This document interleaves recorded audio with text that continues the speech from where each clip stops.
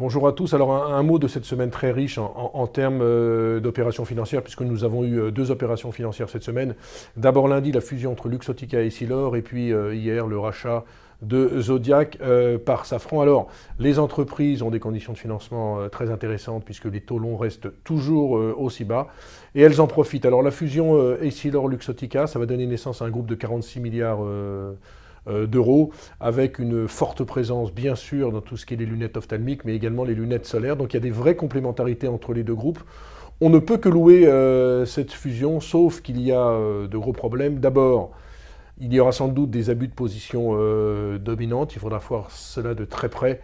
Et puis surtout, il peut y avoir des querelles entre égaux entre le fondateur de Luxottica et le patron d'Essilor. Vous savez que très souvent, ce genre d'opération est semé d'embûches. On se rappelle notamment que Publicis Omnicom avait échoué en raison de querelles entre égaux. Lafarge-Holcim, c'était pas génial. Bref, il y a quand même beaucoup d'interrogations, même si d'un point de vue stratégique, c'est une excellente opération avec des synergies de l'ordre de 500 à 600 millions d'euros. L'autre opération était attendue.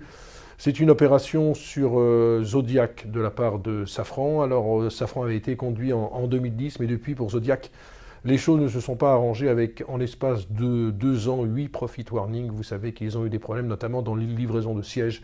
Ils avaient beaucoup de retard dans les livraisons de sièges et il semble que non seulement l'État, qui est actionnaire du nouveau groupe et qui était actionnaire de Safran, est poussé pour qu'il y ait une telle fusion. Alors, bien sûr, les deux groupes ne sont pas de la même échelle. Safran est 3 fois plus gros, mais l'opération a du sens et va permettre d'avoir très rapidement des synergies de l'ordre de 200 à 300 millions d'euros. D'ailleurs, on a vu que Zodiac s'est quasiment établi sur le cours d'OPA, alors que sur Safran, depuis qu'il n'y ait pas d'augmentation de capital, il y a eu quelques baisses, parce que on se dit toujours dans ce genre d'opération que même si l'opération d'un point de vue stratégique est une opération qui est créatrice de richesse, pour les actionnaires, parfois, il peut y avoir certains effets négatifs, notamment une dilution et non pas une relution. On se dit toujours que dans ce genre d'opération, 1 plus 1 n'égale pas 2, mais 1,5. Et puis on se rappelle bien sûr que dans l'histoire Air Liquide Erga, c'était en novembre 2015.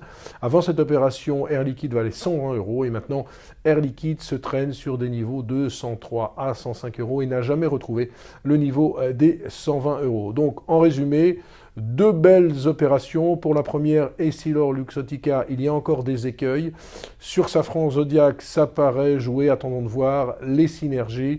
Pour Safran, qui réussit tout de même à équilibrer son business entre les moteurs à horizon de 45% et les équipements à horizon de 45% également. Voilà, très bonne journée à tous.